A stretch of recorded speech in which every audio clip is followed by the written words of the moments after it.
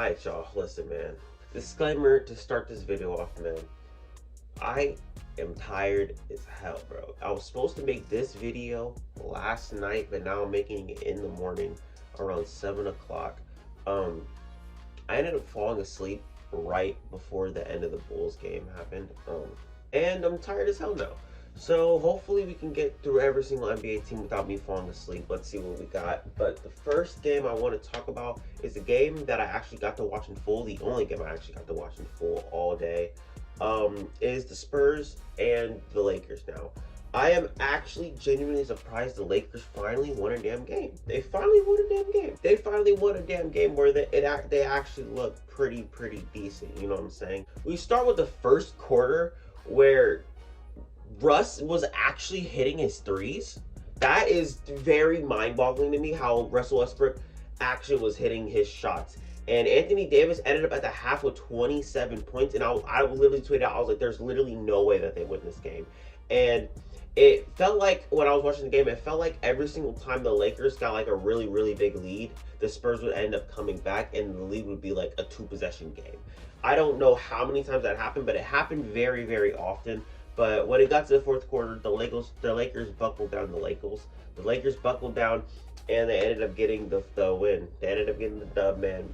I'm not gonna lie, AD had a really good game. They needed AD and Russ to have a good game. Still no LeBron. Hoping for LeBron to come back soon. I think it said that he was gonna be out for like 1 to 2 months. I hope that's not the case. I really want LeBron to come back because I want to see him, play basketball. I mean, damn, he's literally the lifeline of the Los Angeles Lakers, to be honest with you. And if they don't have him, they're not winning games. But today, they pulled it off, man. Another game that I was paying attention to up until the end of the third quarter is the Bucks and the Hawks. This was the second game of the day. Trae Young went crazy, bro. My dude Trae Young went insane last night through the whole first half. He had 27 as well as Anthony Davis, but he ended up with 42 at the end of the game. He had 42, 10, and 8. And on very good efficiency. This is the man. I need y'all to realize that the Hawks are still not at full strength. They're not at full strength. DeAndre Hunter, I don't know if he's back or not. I was really only watching Trae Young the whole entire game because, damn, he was the star of the show. But I saw that he was on their injury report. Onyeka Okongwu was still injured. Bogdanovich is still injured. These are 3 guys that are part of their rotation and that were a part of their rotation during their run, besides DeAndre Hunter, obviously. This team is still battling injuries, and when they do come back and when they're back at full strength, y'all will be surprised. I need y'all to realize this. But yeah, Trae Young, shout out that man, bro. 42 points for the boy. Giannis it felt like he was silent the whole entire game, but he had 26. If dropping 26 points is you having an off day or you being silent, so be it, bro. Kudos to you. That means you're doing a very good job. The next game I want to talk about is, in my opinion, the game of the night. I mean, almost by a landslide, it was the game of the night because it was almost one of the best games of the season, in my opinion. With the Warriors and the Hornets, man. The Hornets put up a good fight. The Warriors put up a good fight. And it's crazy to say because I was just talking about off nights, and Curry definitely had one of those. And you're wondering why the score was so damn close if Curry had an off night. Because his supporting cast was there, man. They were playing amazing defense almost the whole entire night. Draymond actually had 11. Draymond had double-digit. He was double-digit scoring. Draymond actually doing that. And he should be up there for Defensive Player of the Year this year. He is playing such good defense, and he's the anchor of their defense. And they have been playing nothing but collective team defense all season long, and they definitely did it through this game. Wiggins showed out. He had 28. And you're wondering, Curry had an off night. How many points did he have? 24. It's crazy to say that Curry's off night is him not fucking scoring 30, 40 points. That's insane to me. But the Warriors played amazing defense today. But the Hornets were just better. They were just better. They had more hustle. And that's what I want to get into next. LaMelo Ball stays being the heart and soul of this Hornets team. He stays being the team leader. He does what he's got to do. He stays being their most impactful player. LaMelo doesn't need to be, throwing dimes or, scoring the ball to be impactful, because what I've seen in this game he was all over the floor, man. He was diving for balls. He was playing amazing defense, which is crazy to say for LaMelo Ball, but he was playing amazing defense today. Very good one-on-one defense, actually, I want to say.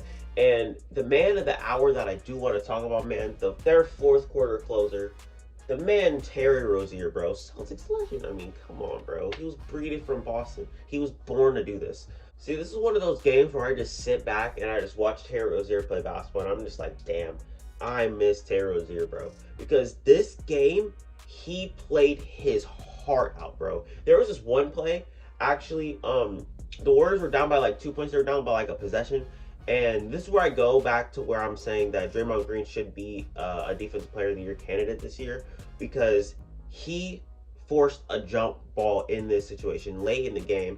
I feel like defensive players should be able to do what Draymond does late in the game, and being very clutch the way he is, it actually worked out for him.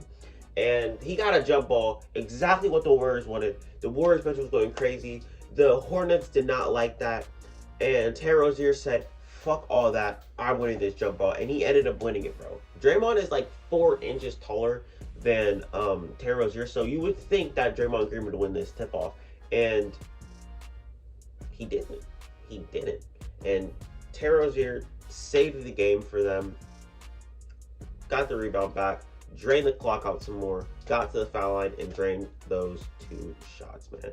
And there was another play that Terry Rozier had. He literally split 2 defenders and went up for the bucket when he was literally basically sandwiched by these defenders, man. And he got a foul, and it was an and one, and he drained the last shot, bro. You already know, bro. Terry Rozier, man, he is that dude, and I just want to see so many more performances just like this one that we got last night, man. That was a treat to watch. I want to see Hornets basketball play like this almost every single fucking game. I think they're on a winning streak right now. I want to see they have like a 4-game winning streak, if I'm not mistaken, because they start off pretty good, and then they went to shit, and then now they're good again. But hopefully they can stay good, because I love watching this Hornets team, and I want to see them, you know, compete with the best of the best in the league right now. And they just did that with the best team in the league. So hopefully we get more of that. So there was one game that I did not touch, and I still haven't even looked at the box score or anything. It's the Suns and the Rockets. Kenny said in his video one time that he hates watching the Rockets, and I thought it was funny as hell, because I literally hate watching the Rockets as well, man. Last season, they were pretty bad. And, you know, I give them a benefit of the doubt because, you know, they had a bunch of injuries and shit. They were battling with COVID and stuff, basically everyone, but they had it really bad back down at Houston. They drafted Jalen Green. Then they went out to get Daniel Tice. And I thought that these guys were going to come back and these guys were going to play very good for them. But they've been one of the biggest letdowns for me this whole entire season, man. I genuinely thought that this Rockets team was actually going to be pretty good. I thought they were going to be fighting for a play-in spot. Now they're fighting for a fucking lottery spot. They're fighting for the first overall pick again for the 2nd season in a row. And this is what I mean by they did not handle that James Harden trade good at all. They fumbled the whole entire bag with one of the best scorers literally of all time. One of the best shooting guards literally of all time. And you throw it away for guys who basically aren't even on your damn team anymore. And I think that's a failure in my book. I think that is a failure in my book. And I really want to see this Rockets team do good, because they have so many good guys on their team, like Kevin Porter Jr. and Kenyon Martin Jr. and Jayshawn Tate, you know, Ohio State alumni, bro. They got Jalen Green on their team, one of the most explosive rookies in the league right now. And they're sitting at 1-12 right now. They have the worst record in the league again. I don't even know what to say at this point. Kevin Porter Jr. has been one of the biggest letdowns for me this whole entire season, because he was actually my pick for most improved player, and he literally looks worse than what he was looking last year. I thought that since he had that 50-point game, he was throwing dimes. You know, he was a very good playmaker for the Rockets last season. Well, the shitty Rockets last season. And the Rockets almost looked shittier with better talent. I don't understand how that works. They can't even get 2 games in. They can't even win a damn game. Rockets fans, I am so sorry that y'all got to deal with this. So hopefully it gets better for y'all. But I still haven't even looked at the box score for this. They got shat on by the Suns, 115-89. I don't know how the hell how that happened. They almost got shot. They almost got shot on by 30. Um, Rockets. Hopefully, y'all do better, especially Kevin Porter Jr. Man, I really, really want you to succeed in this league. Um, After all the shit that has happened to you back in Cleveland, I really hope that you do find a home in Houston and you actually play good this season. Hopefully you can turn it up because there's still hella basketball to be played, man. Y'all only play 13 games, bro. You know how many games are left. I don't need to do the mental math. Another game that I kind of watched, but I didn't really get to watch it fully because the game was pretty one-sided at the end of it, was the Thunder and the Nets. The Thunder were actually holding up with the Nets for a second, bro. And there was this one play that this one dude did. I don't even remember his name. I think it was like Robinson Earl. I've never seen him play basketball in my whole entire life. But he clamped the fuck out of James Harden, bro. He clamped the shit out of James Harden one-on-one, no help. And he forced him to take a really, really bad shot. And that right there has got to be the highlight of his career because I don't even know who the hell he is. I'm going to be real with you. I'm going to keep it a buck. But the Thunder were actually keeping up with the Nets in this game. It was a really good. It was a treat to watch, and Shea was playing amazing. And then next thing you know, the third quarter rolls around, and everything falls apart, bro. Everything falls apart for the Thunder. I don't know what happened. It was actually only my third Thunder game this season, and the only two Thunder games that I did watch were against the Lakers. And I kind of do want to watch more of the Thunder this season because they have the same record as my Boston Celtics, man. They got the same record as the Celtics, bro. Almost the same record. Nearly the same record. They're 5-7 right now. I want to watch more Thunder games this season because Josh Giddey is one of my favorite rookies. Shai Gilgeous-Alexander is one of the best ISO scorers in the league right now, if not the best ISO scorer in the league right now. They got good defenders like Lou Dort, and I heard that my man Darius Bazley has been actually playing pretty good this season. You know what I'm saying? I feel like I heard that he's improved, so maybe I should check out more Thunder games, man. Not that they're playing like this, though. I don't want to watch them get blown out every single game. That's a waste of my damn time. Another waste of my damn time was the Blazers of the Nuggets. The Nuggets have been playing A1 basketball this season, bro. Jokic should... I feel like people don't really want to watch Jokic win MVP again this season, but he's definitely a front runner. No Michael Porter Jr., no Jamal Murray. Last year he won because he was winning games without Jamal Murray. But now he's winning without both of his co-stars, bro. No Michael Porter Jr., no Jamal Murray, and he's still winning games. He's still winning games. The Nuggets sit at 9-4 right now. I don't know what standing that is, like what their seeding is right now. I don't know where that places them in the Western Conference. But all I know is that they're winning games. And Jokic is one of the most winningest basketball players individually of all time. This dude plays winning basketball. And people don't really want to see Jokic win MVP, as I said before, but he is making his case, man. He's making his case for MVP. They completely shat on the Blazers, bro. They completely shat on the Blazers. I had this game on my laptop, but I wasn't paying no attention to it because I'd look down at the score and it'd be a blowout. Then I'd look up, then I'd look down at the score and it'd be a close game. And I was like, okay, maybe I should watch this. And then Jokic just blows them out of the damn water. Jokic and the Nuggets just blow the Blazers out of the damn water, man. And I'm just like, I don't even want to watch this game anymore. You know what I'm saying? And thankfully, the Bulls and Clippers came on, man. And I am very, very grateful for this game because this game actually was good. I didn't get to catch the last of the game because I told y'all I fell asleep. I actually did fall asleep during the fourth quarter, which was pretty ass because I wanted to, finish this game and then make the video and then edit it and upload it today. But now I'm on a schedule where I have to, wake up and then make the video and then edit. And kind of running behind, but it's fine. Let's talk about the Bulls and the Clippers real quick, man. DeMar DeRozan continues to be the Bulls' best player on the court. He was their best player on the court today. He had 35, bro. I'm so excited about this Bulls team because this Bulls team, every single person has a chip on their shoulder, I don't know why I'm starting with this, man, but Alex Caruso, I feel like he still has to prove that he can not play under LeBron, that he isn't just a meme player, and he was showing it last game where he had 6 steals, played amazing. He was actually hitting a couple shots for them. He played 39 minutes and was just playing straight defense the whole entire time. Defense and hustle was his role, and he played it perfectly, man. Then you got Zach LaVine, who is one of the most offensive threats. You cannot guard his fadeaway. You cannot guard the man's fadeaway. And speaking of unguardable moves, DeRozan's mid-range game is one of the best mid-range games I've ever seen in modern NBA.